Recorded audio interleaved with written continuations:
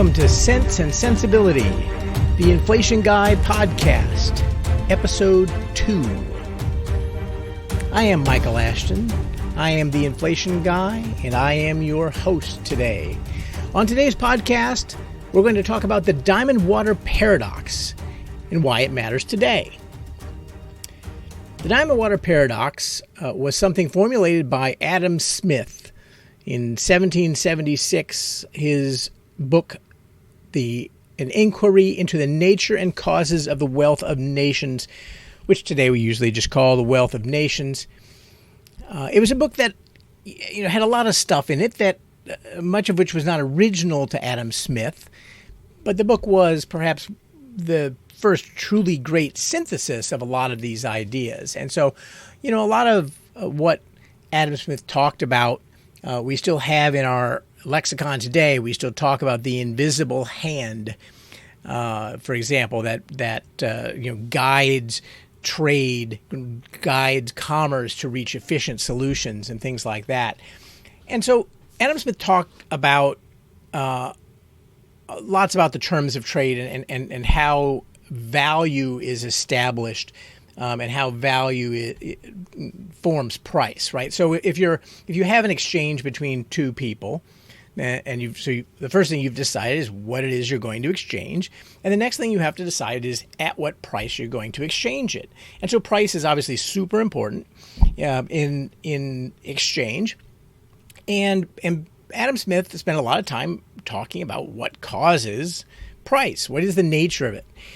Now, back then, economists assumed that in order to have a price, there had to be something of value. There had to be some sort of underlying intrinsic value.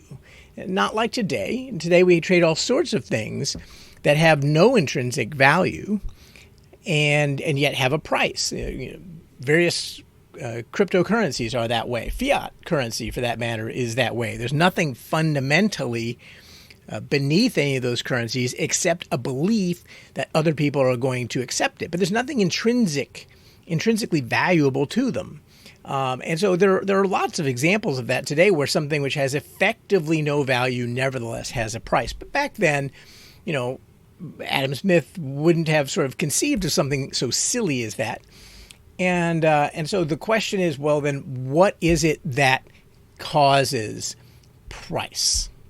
So Adam Smith says, quoting here, the word value has two different meanings and sometimes expresses the utility, the use of some particular object, and sometimes the power of purchasing other goods which the possession of that object conveys. The one may be called value in use and the other value in exchange.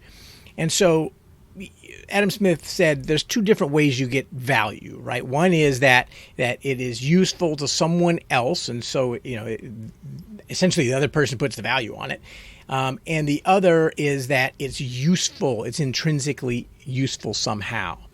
And so here's where we get to the meat of the paradox. Quote, the things that have the greatest value in use have frequently little or no value in exchange. Nothing is more useful than water, but it will purchase scarcely anything. Those things which have the greatest value in exchange have frequently little or no value in use. A diamond has scarce any value in use, but a great many quantity of other goods may frequently be had in exchange for it. So that's sort of his fundamental question. In what way is a diamond more valuable than water when I can't live without water? And so, Smith goes down a bit of a rabbit hole after this to explain. He kind of builds a labor theory of value where the diamond is more valuable because it's harder to obtain, and sort of. So he kind of goes down that a direction that has some value to it, but isn't necessarily the right answer. And the real kernel of the right answer is that price and relative prices are determined in large part by the relative scarcities of the things that we're exchanging. A diamond is not more valuable because it's more useful. It's more valuable because there aren't that many of them. And so that's really the resolution of the paradox, that Smith doesn't resolve, but we know the answer to that today. Now, why do we care? And that's really the question. That's why we're here today. Why do we care about the DiamondWater Paradox? Why do we care about the realization that it's relative scarcity that causes relative prices? And the reason we care is that the intuition about what happens when relative scarcities change is important to the discussion of inflation. So let's suppose that diamonds suddenly grow on trees. We discover that there is a tree somewhere in Brazil, and we can harvest all of the diamonds that we want from this tree. And so suddenly diamonds really are as common, as easy to get as water. And so now, if somebody comes up to you with a case of Poland Spring water and wants to exchange it for your case of diamonds, and that's a fair trade now, because diamonds are everywhere. Okay, and so we sort of know that happens, right? Every time you see a bumper crop of corn, what happens to the price of corn? It goes down. And so we all, that's very clearly an important part of what's going on. And let's think about how this manifests, or how it historically has manifested in terms of inflation. So I want you to put yourself in 1849 California, in the middle of the gold rush. Okay, you're in a mining town, and gold has been discovered in them thar hills. There's been a massive increase in gold supply. People are walking into town with nuggets of gold. Keeping in mind that at the time, gold is literally the coin of the realm. You can buy things with gold, literally with gold.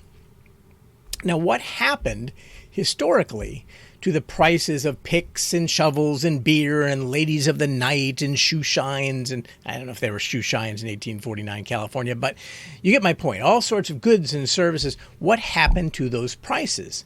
And we know historically that the prices in those towns rose enormously when the gold rush, when this gold started flowing into town.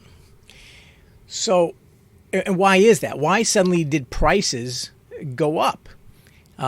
It wasn't that all of a sudden these things were more scarce. It wasn't all of a sudden that it was harder to find beer. It was that beer was now more scarce relative to gold, or gold is now more common relative to the same amount of beer. So beer isn't in short supply. And so what we're seeing there is a change in price, a change in the price level that's attributable to a vast increase in what was the money supply of the day. Now, that has its own lessons today, but I want to go a little bit further here, and I want to talk about how that inflation actually manifested. Okay, and how it happened. It didn't happen when, the guy who owns the bar saw a person walk down out of the mountains or away from the stream where he was paying for gold with a big nugget and say, you know what, I'm going to raise all my prices because this guy, all of a sudden, this guy has gold. That's not how it happened. Okay, what happened was all of a sudden, the person comes in who has gold and he buys a round for everybody in the place. And then he buys another round, he buys another round. And pretty soon the bartender is out of beer. And the purveyor of picks is out of picks. And the purveyor of shovels is out of shovels. And so if you're looking at this, you might look at that and say, gosh, there's been a big problem in the supply chain. We are having big shortages of picks and shovels and beer.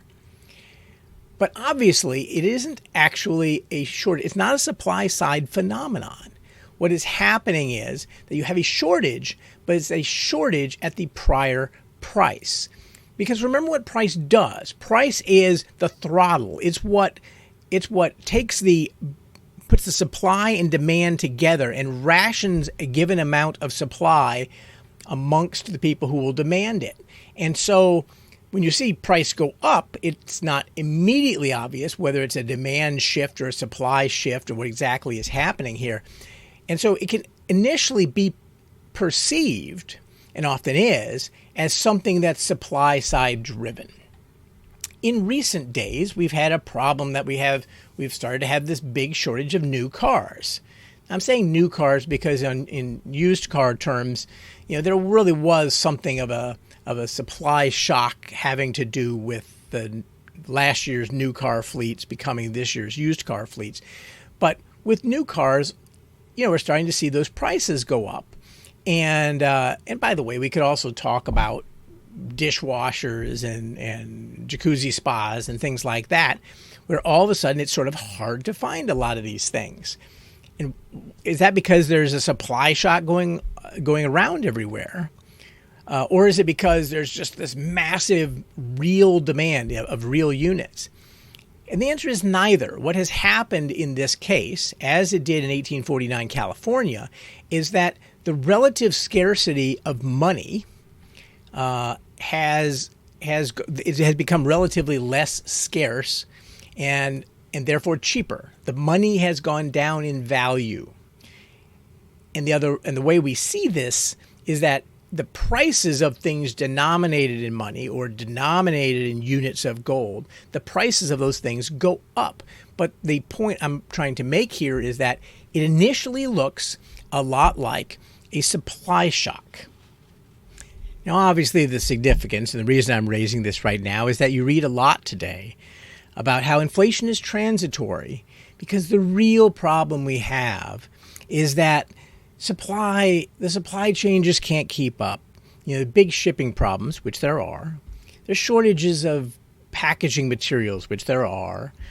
There's shortages of computer chips, which there are, and so on. And so it's a big supply chain problem. And as soon as the supply chain problem gets ironed out, then everything will go back to normal.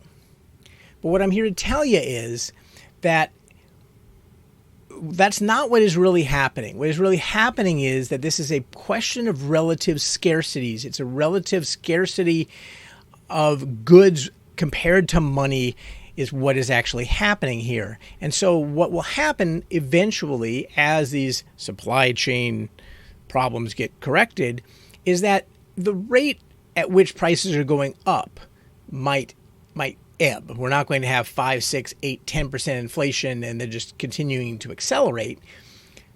But the prices aren't going to go back down. You're going to have a permanently higher price level. And the only question is, how fast do we get to that new price level? And the price level is determined by how much more money is out there. What's the relative scarcity of money? What has changed about it? And moreover, if you keep adding money, then you keep changing where that eventual price level has to go, because you're continuing to change the relative scarcity of money. Think about the diamonds growing on the trees, okay? If all of a sudden diamonds stopped growing on trees again, it wouldn't take away the fact that we still had a whole lot of diamonds out there that we didn't have before. And so the trade between diamonds and water, those relative prices wouldn't go back to the prior level. They would stay at the new level. And it wouldn't keep changing because diamonds are no longer being produced. Okay, but if we continue to produce diamonds on trees, then they will get cheaper and cheaper and cheaper relative to water. And the exact same thing happens to money. If we keep growing money on trees, then you will keep having that exact same effect. Now, I think people, when they're forecasting inflation, we tend to get a little wrapped around the axle trying to figure out where it's going to come from, looking at product markets and trying to figure out, why used car prices are going up, or why rents are not going up as fast as we think they should, and so on. That's very micro.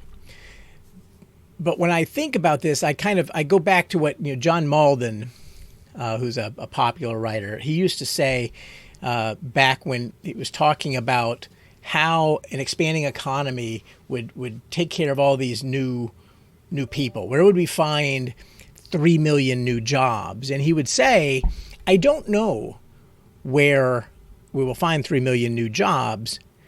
I don't know where they'll come from, but they will.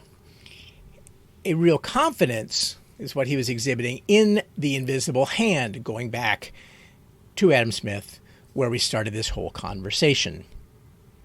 And the same is true of inflation. I don't know where the inflation is going to come from. I don't know how we're going to achieve this higher price level, but I know that we will. I know that we must, because it's all about relative scarcities. And I know, therefore, that the price level must change. And the way it will manifest is in things that are shortages at the prior price that force a higher price to ration these relative scarcities, and that some people will say is a supply constraint rather than attributing it correctly to money growing on trees. And so that seems like a decent place to stop. The DiamondWater Paradox and what it tells us about the importance of scarcity in setting relative prices and what that means for inflation when what is changing, what we're printing, is not diamonds but money. Thanks for tuning in.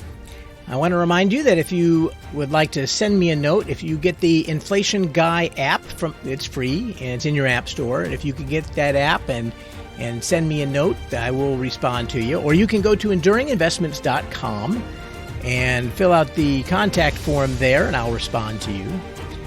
Please be sure to spread the word about the Inflation Guide podcast, Cents and Sensibility, and thank you for tuning in. I am Michael Ashton. I am the Inflation Guy, and I want you to defend your money. If inflation is coming for you, remember, you know a guy.